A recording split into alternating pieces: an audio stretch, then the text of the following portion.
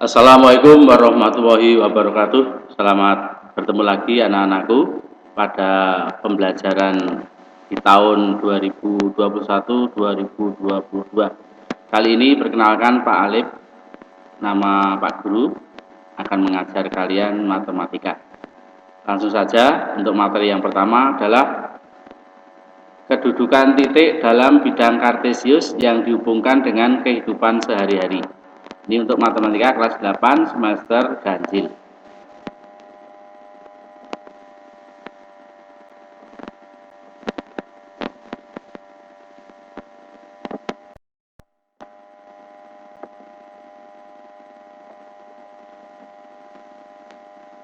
Jadi ini adalah koordinat kartesius. Ada sumbu Y dan sumbu X. Perhatikan yang ke kanan positif, yang ke atas positif, yang ke kiri negatif, yang ke bawah negatif. Perhatikan di sini angka-angka di sini. Ya. Jadi kedua titik A ini dilihat dari sumbu X adalah di angka 3. Jarak A ke sumbu X adalah 6 satuan. Ini jarak titik A terhadap sumbu X. Kemudian jarak titik A terhadap sumbu Y adalah 3 satuan. Yang lain sama caranya. Seperti contoh yang lain, titik G. Jarak terhadap sumbu X adalah 6. Kalau jarak ya 6 satuan, negatifnya tidak disebut. Kemudian jarak terhadap sumbu Y adalah 2 satuan atau 2 kotak sini. Ya, jadi di sini sekali lagi ini adalah koordinat kartesius. Yang di titik-titik ini adalah titik pada koordinat kartesius. Ya, contoh yang lain adalah titik C. Jarak terhadap sumbu X adalah 3 satuan. Jarak terhadap sumbu Y adalah 4 satuan. Yang lain sama caranya. Kemudian gambar 22 keterangannya di sini. Ya, di titik A berjarak 3 satuan dari sumbu Y dan berjarak 6 satuan dari sumbu X. Seperti yang diterangkan Pak Guru tadi. Ya. Saya ulangi di sini titik A.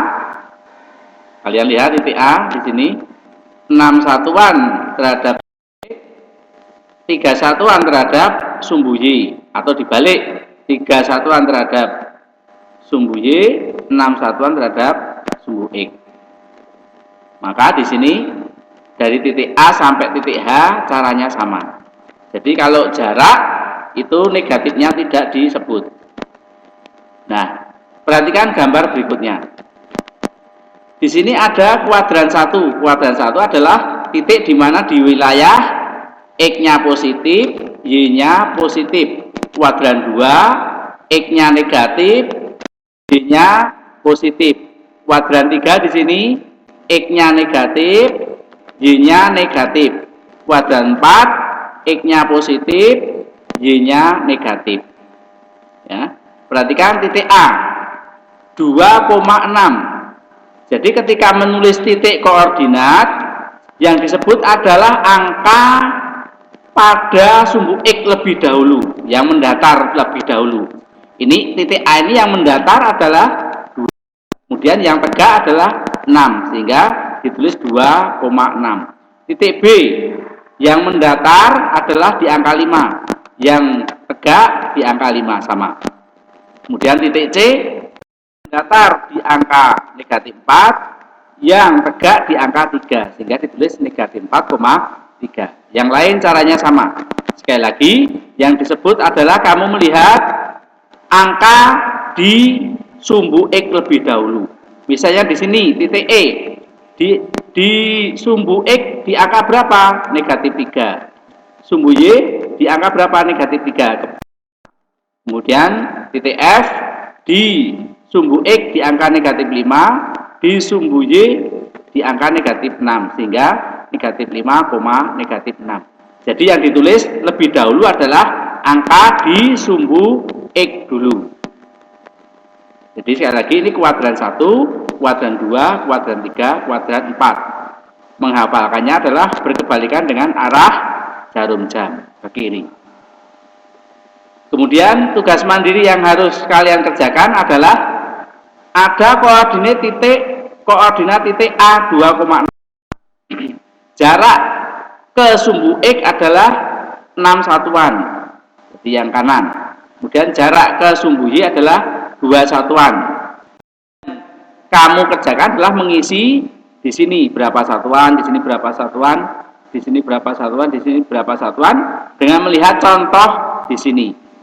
Ketika jarak, nanti ketika negatifnya nggak usah ditulis, sehingga misalnya ini negatif 4, jaraknya ya 4 begitu, bukan negatif 4. Ketika jarak, ya jarak itu harus positif. Ini yang harus kalian kerjakan. Ini juga, ya ada 7 kolom, nah maksudnya 2 kolom, masing-masing kolom adalah 7 baris, yang 1 baris ini sudah diisi sebagai contoh.